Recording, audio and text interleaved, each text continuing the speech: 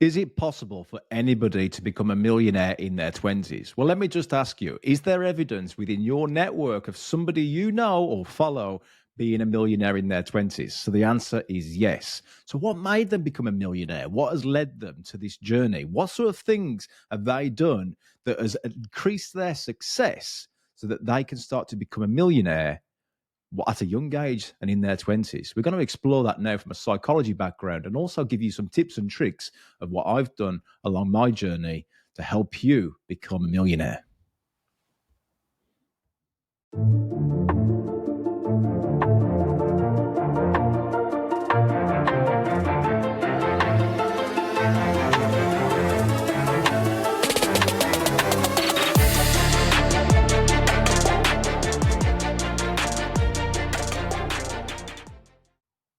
Welcome to the A Players podcast. A Players, how are you all doing? Welcome to the episode. Now, think about this, right? I get asked this question quite a lot. How do you become a millionaire? And then the next step is that it comes from people who are in their 20s and they want to be a millionaire in their 20s.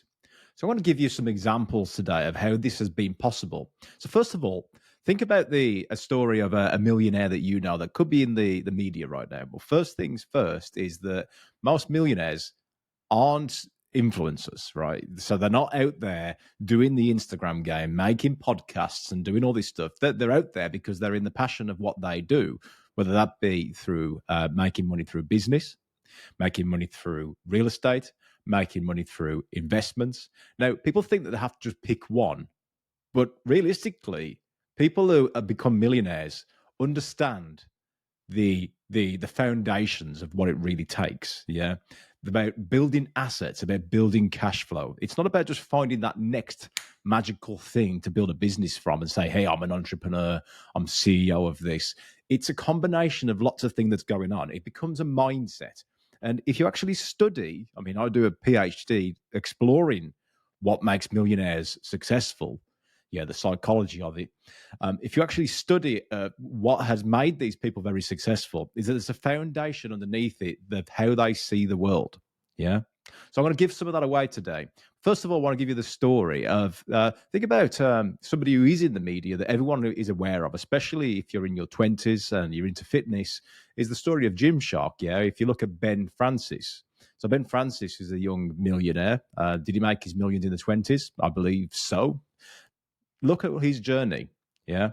If you start to study these people, you start to see what has actually made them successful. Now, everybody knows the brand Gymshark, and I used to also, well, I still am into the fitness industry. And I remember going to something here in the UK, in Birmingham, and it was a fitness expo. And when I first saw the Gymshark brand, the logo was there. It wasn't as attractive as it is today. And he definitely got something going, something building, where it was working on the network. Yeah, his network started to of influencers started wearing the brand, and it started to spread like that. Now, I don't know the ins and outs of it, and if Ben does listen to this, he'll probably be saying, hey, look, there's a different way of doing it. But this is the point, isn't it? You don't have access to all these millionaires, so you've got to work with what you got. But you can study what they're doing. You see, the result of what they're doing currently is only what you see as an outcome. You haven't seen the hard work and the grit that has been involved to get to that millionaire status. Now, if you break it down, just underneath that result stage, and you can start to look at, observe them, yeah, observe how they go about their day, how they act, where are they? If you follow them on social media, you can see that somebody may be in America at an expo at that time, or they may be traveling the world to see a customer. You can start to study their behaviors, okay? But underpinning all that as well, if you do get an opportunity to ever interview them or listen to a podcast with them or read their book, for example, or follow them on YouTube, then it's not just the behaviors you study. You start to think, you start to witness what their mindset is like. You see, the mindset drives the behavior. So if you go and look at Ben Francis, you'll start to see that he talks a lot about his network. Yeah, he talks about the people that he has around him. So he may be a young millionaire, but if you start to think about who he's hanging around, these are very successful people that have grown, successful people, sorry, that have grown great brands. Yeah. So it's not about doing it all on your own. Now, something on my journey I've found is that, especially if you listen back to the previous A Players podcasts, is about who do you need around your boardroom table. As you start to become a millionaire and you start to go up that level of your entrepreneur journey or executive journey, whatever it may be, you'll start to realize that you need great people around you. But Lewis, I don't have the money to invest in great people. You don't have the money to invest in great people yet. Yeah. And as you do need to start to think about who is your next investment that you're going to spend on.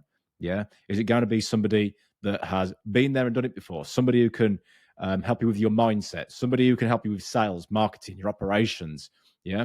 What about if you're a single brand? Because that's what the A Players is all about, is you as an individual. Well, still, you need somebody to be your guide in marketing or mindset or reaching 100K, which is why you're listening to this podcast, or being a leader and making a more impact while you're listening to this podcast. So if you can't afford to have these people yet, think about Ben Francis. What has he done here? He's managed to get these people in because he's got the Gymshark brand and other things I suppose he's up to as well. But it's not just about having the money to pay for these people. It's about having that vision to bring people on board as well. For example, a lot of wealthy people don't need the money. So what do they need? Yeah, so to think about it, maybe they want to do something for a bigger cause, yeah, a charity. So what about if you built a brand that could also solve a bigger challenge in the world that people would want to con as well? So let's think about it then. You want to be a millionaire in your 20s. First things first, okay? We've spoke about who you need around your boardroom table, yeah? If you can't afford those people and you're just starting out, that boardroom table, if you go back and listen to the episode, is also about who do you need to be around on social media?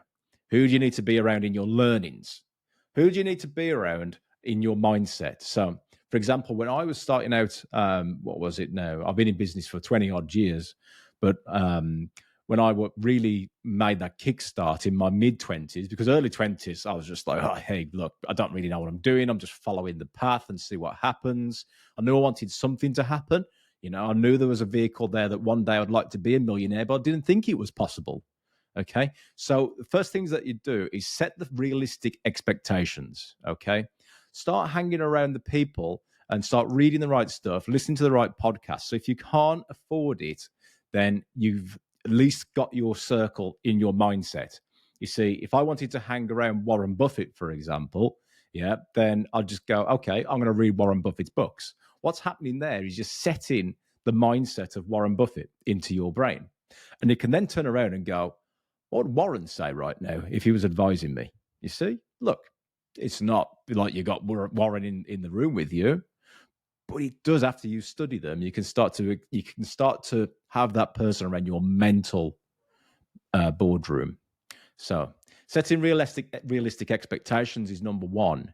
So if you want to make $1 million, then realistically, you've got to think about what is possible by when. Okay. We talk a lot about direction of travel. In the previous podcast, we spoke about start with the end in mind. Let's say it is $1 million. Well, is it making $1 million as a business? Because a lot of business people that you see on social media are talking about their income as their business revenue. Now, this isn't wrong. This is wrong because the revenue of a business that they own doesn't make them a millionaire. Okay. The EBITDA of that business and the multiplier of what they could add to that business or multiply to that business and what they could sell for as an asset is what would make them a millionaire. If they can sell that business that they own, then technically they own, let's say, the EBIT was a million and it had a 3 times multiplier on that business, it would be 3 million. So you'd own a £3 million asset, okay? Just like people that own a house, they could have nothing in the bank and then they could actually own a £1 million house. That would make them a millionaire. Okay. So you've got to really define what the expectation is here of what is a millionaire in your mind. Otherwise, you'll be chasing the wrong dream. So secondly, about setting expectations about being a millionaire is by when? Yeah. When do you want to do it by? Because people think, and it's always been the same, I'm not just going to point fingers at Gen Zs, is that they can just do it overnight. Okay. People really, really overestimate what they can do in a year. Yeah. But they underestimate about what can be done within 10 years. So Brian Tracy, I mean, he's not as big now because there's so many social media influencers in the world, but Brian Tracy wrote a great book on this. And what he said, I remember reading this probably about 12 years ago. No, maybe less than that, maybe about 10 years ago. And it says in the book that it takes people 10 years to actually make $1 million out of the profession that they stick in. Okay. Not just the profession they stick in. You see, the $1 million doesn't just come from one job. It comes from multiple streams. You can do it in one job, but it's a lot more difficult. Okay. I'll talk about that in a while. But what Brian Tracy says is that if you're going to actually become a millionaire in anything that you do, it takes 10 years. Okay. It's a bit like a aeroplane taking off. Yeah. It needs acceleration. And eventually it starts to gain altitude and then it can launch. Yeah. So it's a bit like a J curve. Okay, we call this the law of critical mass, by the way. What tends to happen is that it keeps you keep accelerating, and then you take off. So just remember, you've got to set some realistic expectations here. Is it a 10-year goal, right? And the problem here is that people are watching this video or watching on YouTube or listening on Spotify or iTunes, and they're going, hey, look, I'm already 25. So what you're saying here is I can't be a millionaire in my 20s. Well, does that really matter? Yeah, you can start. And as you start to progress, it'll be interesting to see if that $1 million goal still means anything to you. So setting strong, realistic expectations is really key here. Millionaire by when? What are the increments? And when you do start to achieve your first 100K, 200K, is that burning desire still there for you to achieve $1 million? You got to ask yourself these questions. So number 3, building a strong foundation. So building that strong foundation, again, go back to the boardroom table, okay? How have you got the support? Yeah, if you can invest in people, great. If you can hire people as you become a CEO, entrepreneur, even better. But first things first, when you're starting out, is how do you set the right foundation? Who do you need around your mindset, your boardroom table that's in your mind? Okay.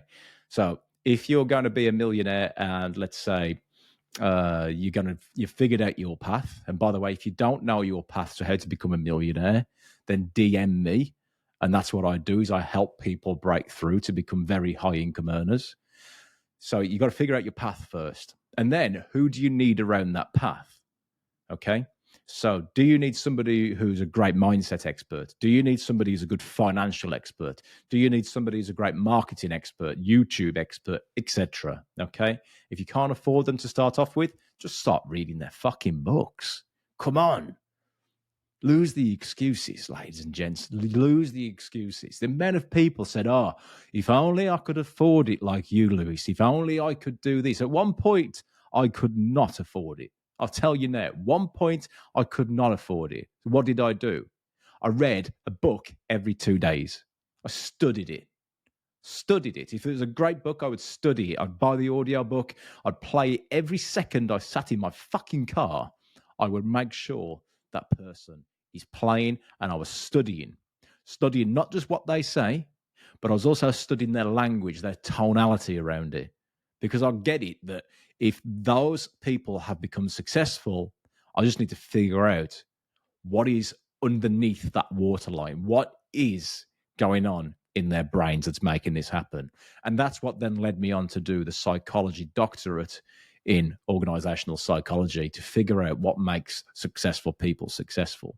So get the right foundations, ladies and gents. Thank you for listening to the podcast so far. A quick reminder that the A Players podcast and community remains free. The reason we do this podcast is because I believe that a great question to ask is, what advice would you give your younger self? For me, I wish I had a guide that showed me the exact steps to reach 100K a year in any job, and how much my life would be accelerated if I'd cut through that noise and just focused on those steps. We do not run ads or endorse sponsors because it is our mission to give back and share share with you, the listener, knowledge gained from working with highly successful individuals and extensive research in management science so that everyone has access to tools that can accelerate their income and give them the opportunity to step into wealth. In line with allowing us to achieve that mission, we ask that you think about, how did you end up on this podcast today? Maybe it was through finding it on YouTube or Spotify or word of mouth. So please help feed forward by subscribing to the podcast and also share this podcast with another leader like you that you feel this podcast could really help out in helping them increase their personal income too. Let's get back to the show. You need to have the right environment around you as well, the right network around you. If people aren't serving you in that network, then just keep them at arm's length, right? Because you're going to get a lot of opinions from people that aren't doing what you want to achieve. So just bear that in mind as well. Be careful who you let in to the gateway of your mind. So the next one, exploring income streams. Okay, as we've mentioned, to become a millionaire, you're not just going to have to do one thing. Yeah, you're going to have to get good at an array of things. Become a generalist rather than a specialist. You can become a millionaire as a specialist, but if you look at the top doctors, how much are they making? Yeah, those doctors have been making 500K plus. Yeah, let's say a brain surgeon or a heart surgeon or something like that. These people are going to be making a lot of money, right? They're also going to get taxed a lot of money as well. So the actual income that they actually receive, net income at the end of it, might not be something that really you want to strive for. Okay, that's great. You probably find a lot of doctors have a bigger purpose other than money as well. So what about for you guys listening that, could be thinking, hey, look, I'm in my job here. How do I become a millionaire? By being in my job. Well, like the doctor has got their, 40, 50, 60 hour a week, days set in already. So they may as well be really fucking good at it. Yeah. So why don't you get really, really good at what you do? And if you listen to the A Players and 100K Club podcast, it'll start to show you how you can start to get more and earn more from what you do in your day job. Now, secondly, you'll start to realize as your income increases, there'll be thresholds that you start to get taxed differently as well. So there's two things certain in life, death and taxes. So guess what? You probably need some good financial advice as well, a great accountant, and also a great financial advisor. If you're a high earner income and you're going on that journey, it would make sense. And you can get speaking with financial advisors. You can DM me if you want some connections to some great financial advisors that I use, and accountants as well. And you can start to get the right advice. So one thing that I really look for is the accountants that I use has got to have a really, really good tax advisor. Okay, because tax is always going to be there. You got to play the game of the tax. The rules change all the time, and you got to play it fair. So you want to make sure that you're using your money in the right ways, so it's the most tax efficient way, so it's a win-win. Okay. Now, exploring more income streams. You just spoke about your one job is going to make you a lot of money, and you can increase that by increasing your skills in it, and you can increase your network in it, and you can start to add more value to people's lives. I'm not going to repeat what I say in the previous episodes, but the quick overarching theme is the more value you add, the more you get paid. Now, secondly, think about what other income streams you've got. What about your household income streams? If you do have a partner, what about their income stream? Do you include it? Can you maximize it? Yeah. You see, there's a lot of things like if you listen to or watch ITV, the whole, it pisses me off really, because the world is full of, hey, this is how you can save. I know Martin Lewis on ITV in the UK talks about how you can save. I think he's a great guy. Why not? Why burn money? Why lose money when you can save it? However, what he doesn't talk about is how do you, and I'm sure he would, it just wouldn't fit well with the nation. Yeah. This is only for the 1% of the people like you guys that are listening to the A Players podcast. What do you do with that saving is the question. Where do you reinvest that? Rather than losing it, where do you reinvest that money now to start making more money? Well, first of all, from this podcast alone, you can see that investing in great people to help you get there would earn you more money, right? So it's great that people talk about saving, but what we want to be talking about really is how do we accelerate our current income?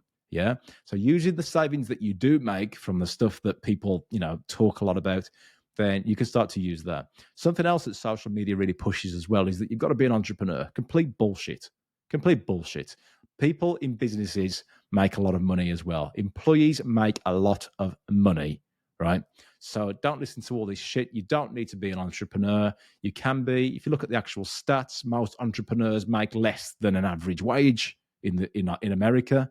So to stop chasing that entrepreneur title. Be an actual entrepreneur is when you're investing in businesses. So investor entrepreneur is the goal that you want to do.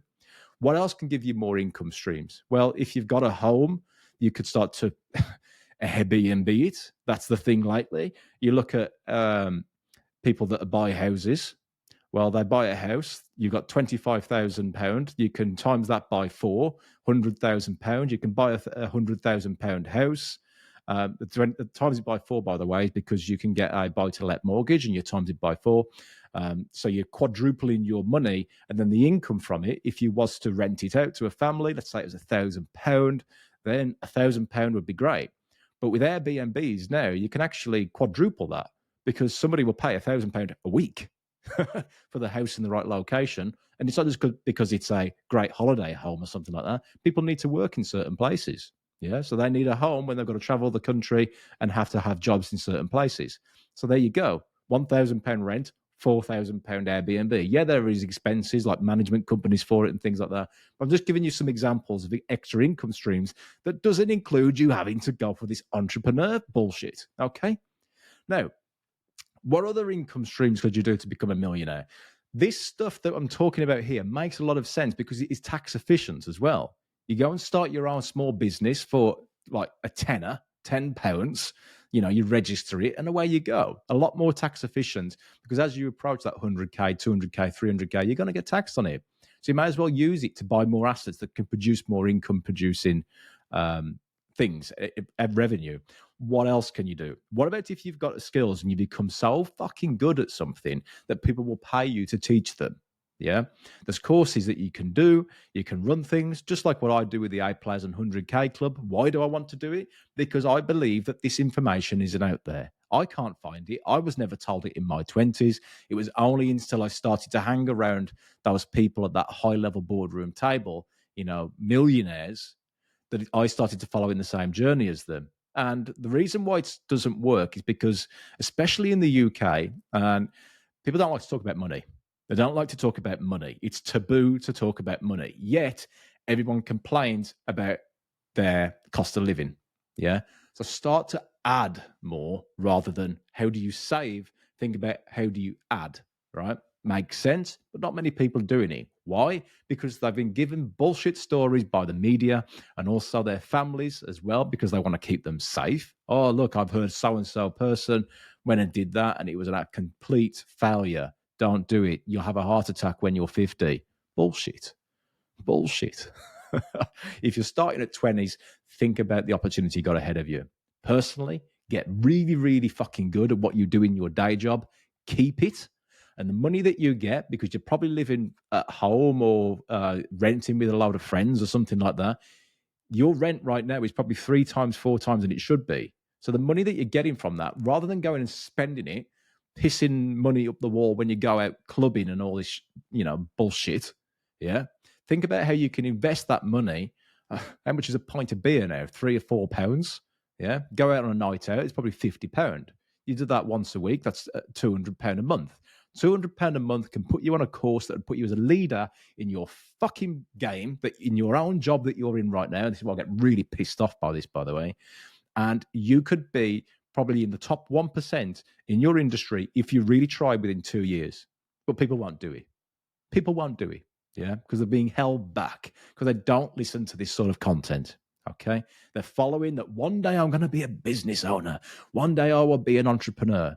The money that you would make from saving that £40, £50 on a night out to invest in yourself, if you could get yourself to a 100K a year job, which is possible by listening to these podcasts, yeah, even if it was a 50K a year job or a 40K a year job, guess what? That has started to pay off. And then you'll be thinking, when you reach 100K, how do I hit 1 million? You see, these are the steps that you need to be taking. So what have we spoke about so far? Setting the realistic expectations, building a strong foundation. How do you start to get new income streams? And I've given you some examples on there and hopefully cut through some of those bullshit beliefs you may have as well. So you got to develop that millionaire mindset. So I've talked about this on the previous podcasts as well. If you go and listen to the podcast with Stuart Walter, especially NLP and hypnotherapy practitioner, he will start to give you some of this. If you want to hang around more of the millionaires that we interview or the people that are achieving 100K net income, understand that. If you want to be a millionaire, by the way, first thing you need to do is go and learn about accounting. Yeah, just the overview. You don't need to be an accountant, but you need to understand how a P&L works and a balance sheet works. Because as soon as you do, by the way, you'll start talking the language of business, which will have a big impact on how you start to have those negotiations with your employee. So, hope you've had a lot of value from this. Look, you've got to start somewhere, right? And if this is probably aimed, how do you become a millionaire in your 20s? You mostly, it's 20-year-olds that are listening to this. Don't quit your day job. Go and do what you do really well, learn from it. And when you're ready, then you can start to create that second business or whatever you want to do, if that's the right thing for you. And then if you do want to follow that Ben Francis journey, you can go on that journey as well. But let me tell you, he'll have a lot of connections. Where do you think he's got those connections from? Yeah. Sitting at home, watching Netflix? No. He would have been involved and networked at some time or some point. And one final tip I'd like to give you as well. Make sure you play the cards you're dealt with. Don't try and play cards that you don't have. If there's an opportunity where you're in a business, you really enjoy it, and you've got great connections with some of the CEOs or some of the leadership teams, that's an opportunity. Yeah, that's an opportunity. If there are successful people within your business and you see them making a lot of money, no matter what level they are, go and hang around them more. Go and find out what makes them tick and just ask them, yeah, could you mentor me in helping me out some more? Yeah. So it's really interesting that people just go, oh, it's okay for so-and-so.